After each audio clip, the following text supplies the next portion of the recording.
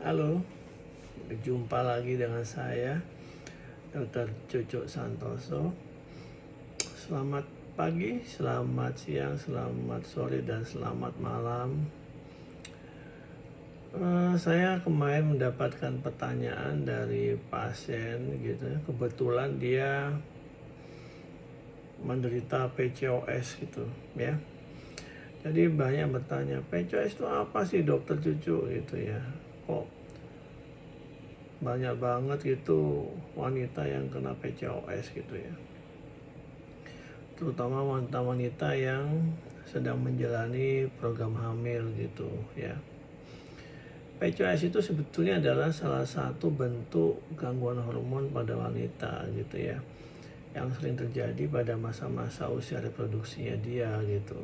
Nah, jadi kalau misalnya ada wanita terkena PCOS, biasanya dia itu jarang haid gitu, atau haidnya lama, misalnya bulan Januari haid, nanti nggak haid lagi Februari, Maret, jadi lama, nanti baru April lagi baru haid lagi gitu. Nah, ada seperti itu ya.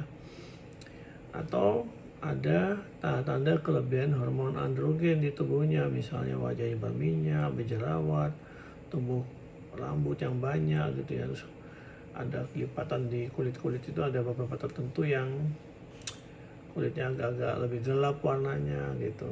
Jadi seperti itu ya. Terus di PCOS itu sendiri kadang-kadang tuh ada itu tumbuh kayak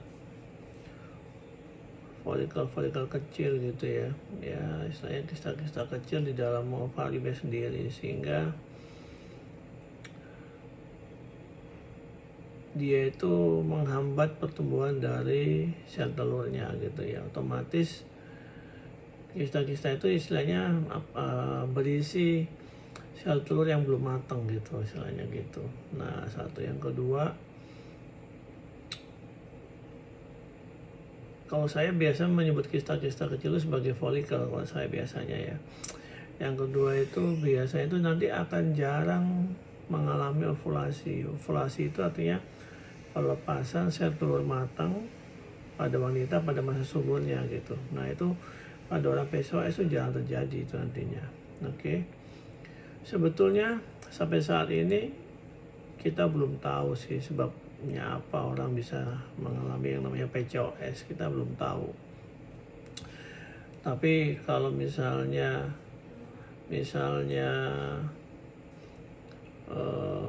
ibunya gemuk gitu ya, obesitas gitu ya, mungkin kita sudah boleh itu curiga, jangan-jangan dia ada PCOS, walaupun tidak selalu begitu. Tapi orang yang dengan PCOS itu memiliki resiko jangka panjang, nantinya bisa terkena diabetes ya, diabetes tipe 2, atau mungkin ada penyakit kardiovaskuler seperti jantung gitu ya. Apa sih gejala PCOS yang sering dialami pada wanita gitu ya?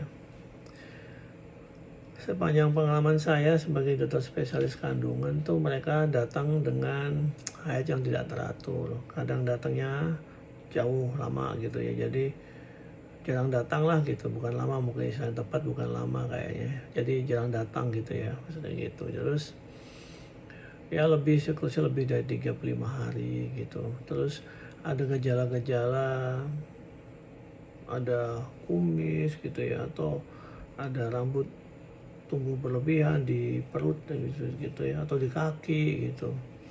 Nah, itu bisa salah satu juga gejala itu namanya kita istilahnya kelebihan hormon androgen gitu.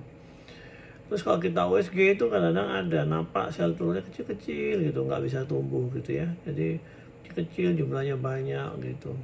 Nah, itu seharusnya jangan sampai begitu, harusnya normalnya nggak banyak telur kecil-kecil begitu gitu ya. Nah,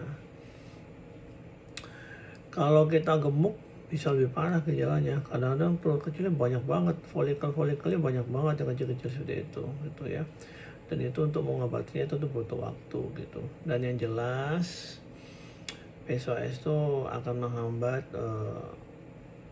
kesuburan otomatis ya. Jadi kalau wanita dengan PCOS lebih susah untuk hamil daripada yang tidak PCOS gitu, sehingga pada wanita-wanita yang misalnya sudah setahun gitu atau 2 tahun belum hamil gitu, sebaiknya segera periksa gitu. Walaupun tidak selalu itu sebabnya karena wanita, mesti diingat ya, kegagalan hamil itu 40% bukan hanya wanita, tapi juga karena faktor suaminya, spermanya jelek juga bisa gitu. Jadi tidak selalu karena wanitanya gitu ya, bisa juga kedua-duanya gitu, atau dua-duanya normal gitu. Oke?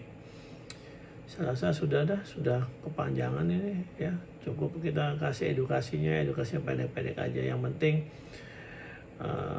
para bunda-bunda cuter. Jadi karena saya ini kan dikenal sebagai dokter cute Hello Kitty gitu ya, karena saya penggemar Hello Kitty, sehingga follower saya itu saya panggil sebagai cuter gitu ya. Jadi bunda-bunda cuter sudah cukup mendapatkan edukasi dari saya.